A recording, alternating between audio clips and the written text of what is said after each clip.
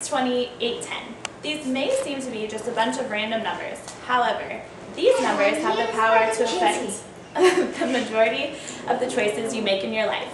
It's your credit score. Having a better understanding of what a credit score is and how it works will allow you to make better choices in your own credit life. I will be discussing this topic because I'm a teller at a bank and see how credit affects people on a daily basis, from opening a checking account to being able to buy a home. The definition of credit can be summed up by the confidence in a borrower's ability to repay. The credit a person has determines how much they can borrow, for what purpose, for how long, and at what interest rates. If you don't pay attention to your credit, you may find you are not able to do many of the things you wish to do in the future, or it will cost you a much higher rate than the average person. In the next few minutes, I would like to discuss what a credit score is and how it is used, who decides your credit score, and what to do if you find yourself in a credit crisis. So you already know what credit is, but how does this translate into your credit score? Well, there are over 190 million people in the nation actively using their credit. This means people that have credit cards, car loans, student loans, and home mortgages, or might have all. A credit report is a factual record of a person's payment history. Credit reports come directly from the companies you deal with. Credit reports are used to help lenders decide what rate you're going to get and if they even want to lend money to you. Back in the old days, they had mortgage officers and they didn't have any credit scores, and you just had to sit there and read through everything, and it was kind of up to their own judgment, which was really not fair, because if they were racist or didn't like the way you looked, or a number of factors that could determine whether they wanted to lend to you or not. So that's how credit scores were defined. It was an unbiased way to decide if people should be lent money and at what rates. There are 4 types of information that go onto your credit report. There's identifying information, such as driver's license, addresses, employer, social security, so that they can verify you are who you say you are. There's obviously credit, which is what outstanding credit you have, what payments you've made, what debt you owe, that sort of thing. Then there's public record, so if you own a home, if you've ever had any run-ins with the law, anything like that. And then there's also inquiries.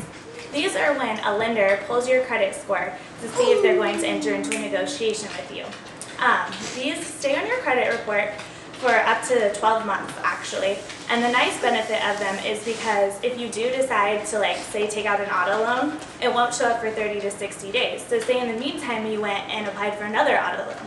That company might not lend to you because they see that you've already done an inquiry for another auto loan and they don't know if you have 2 cars or not. So that's the purpose of those. And then after 12 months, they fall off. And these aren't a negative hit or anything to your credit. They're basically just for the lender's use. Next, let's look at by whom and how credit is scored. The people that score your credit are called the credit bureau. And there are 3 main credit bureaus. There's Equifax, Experian, and TransUnion. What these bureaus do is they gather, maintain, and sell info about credit. So when you go into a bank or a lender or something to apply for something, they will pull your credit from one of those 3 major places, and then they pay those companies for your credit report. So they have no effect on if you're going to get approved for a loan or not. They just state the facts that are there. They also have different ways of going about things, so you could have a different score based on which which credit bureau you choose. Because places can choose to report to all 3 credit bureaus, 1 credit bureau, or none at all, actually. So that's why it's good to check all 3 of them. And by federal law, you are able to 1 free credit report from each of those companies every 12 months. So if you go to annualcreditreport.com, you can get a free copy of your credit from each of those bureaus. There is a downside to credit. So far we've just talked about the good things and how you get credit, but there also is some negative things that you need to watch out for. The first one is late payments, and those come in the form of 30, 60, 90, and 120-day lates. And with those, the company that you are lending with will send a notification to one of the 3 credit bureaus saying that this person is this many days late, and that will show up on your credit report for 7 years. After the up to 120-day late, if you still haven't paid, then they will send you to a collection agency. And this is an agency that the lender pays for and hopes to try and get money from you. So they'll send you letters, have people call you at all hours of the day, just any means they can to get the money from you. If that doesn't work out and it's really evident that they are just not going to pay it all, they have what's called a charge-off. And what this is the company can write it off on their books as bad debt, and then it doesn't look like it's income on their tax reporting. Another thing that companies will do if they're unable to get money from you is a repossession. And these will stay on your record until the debt's paid off, which is the difference between what you owe on the loan and what they were able to sell or trade in what you had for that money. And there's so many things that can get repossessed, like furniture, appliances, machinery, business equipment, motorcycles, snowmobiles. I mean, anything that you can buy on a credit card, you can get repossessed. Another thing is called foreclosure, and this is just repossession but of a house. And so it's like they basically evict you from your house and it now belongs to the bank again. Another thing that can happen on your credit report if you're not careful is called a judgment. And this stems from the other things. If you have a bunch of, lates and collections and things like that, your lenders can actually take you to court and they can put a garnishment on your wages. And that means that your employer will take those funds out and give them to your creditors before it ever reaches your hands. And the last resort is bankruptcy, which I would not recommend, but it wipes the slate clean of debt, but not your credit. So although you're able to start out debt-free, you'll still have a really low credit score. So you'll be marked as like high risk, and you'll just pay insane interest rates on things. And lastly, I'd like to talk to you about what you do if you end up having some issues and need to rebuild your credit. The first thing I would suggest is going to faircreditreportingact.com, and for $8, they give you a printout of all 3 of your credit scores, and they just list everything in total detail of what you owe, what you've ever had on your credit report.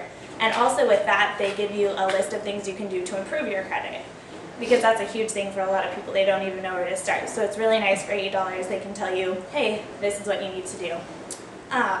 Another place to go is Consumer Credit Info, and they can help you do this too. The first thing they'll do is ask, are you maxed out? So if you have credit cards and stuff, they're going to say, how far maxed out are you? And maybe you should think about paying those down before anything else, because that will make lenders not want to loan you any money. Then also they want you to look at how long you've had credit. Have you recently established your credit, or have you had it for a long time where you can show, like I paid down the road, but just recently I've been having an issue with, making payments and stuff. And then also they look at to see if you've applied for new credit lately. If you're just out there trying to get any sort of money you can, if it's like something you really planned out, like you wanted to refinance your home because the rates were low and you had the money and stuff like that. And at Consumer Credit Info, they offer credit counseling, debt management, debt consolidation, where you put everything together and a company handles it for you, and then you just pay that company, and then the company pays all of your creditors. So that's a nice feature for some people. And in some cases, they'll be willing to lower the interest rate or change your payment amount or date, which can help out a lot. They also have like payment plans and things that you can set up. And one of the last results, if you're having credit issues that we talked about earlier, was bankruptcy, and there's 3 different types. There's a Chapter 7, which is a full discharge or straight bankruptcy, and this is where they discharge all of your unsecured debt, and then you start over as the date you filed.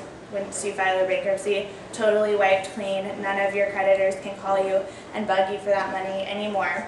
But it isn't as nice as it seems, because it stays on there for 7 to 10 years. The average bankruptcy costs $800 to $3,000 just to file bankruptcy, and then it makes trying to get any other type of apartment, car, credit card, anything extremely hard. The next type of bankruptcy is called a Chapter 11, and this is for small businesses that have between $250,000 unsecured debt and $750,000 secured, but they have to have under $2 billion of debt, and they can still operate, which is really a nice feature. So if it's a smaller business and they're falling on hard times, they can file this bankruptcy, and it does make it a little harder to get business loans and things like that, but they can still operate and earn money. And then the last bankruptcy, which is the least common, is the Chapter 13, and this is reconstructing of your debt. And so what they do is they take all of your debt into consideration, and they make a payment plan based on how much debt you owe and how much money you make, and it can be from anywhere to 10% of all of your debt or 100%. It's up to the judge and the court to how much you'll have to pay for that.